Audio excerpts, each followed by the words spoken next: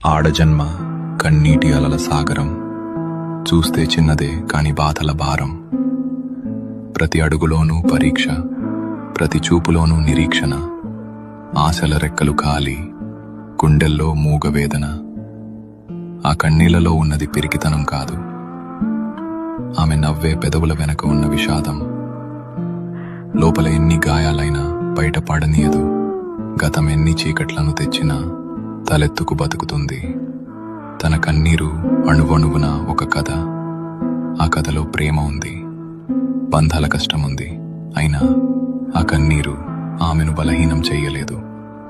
అది ఆమెలోని ఆత్మగౌరవాన్ని పోషించింది. ఏమీ చెప్పకుండానే ఎన్నో నేర్చుకున్నది. ఏదైనా సరే ఎదురు నిలిచి పోరాడింది.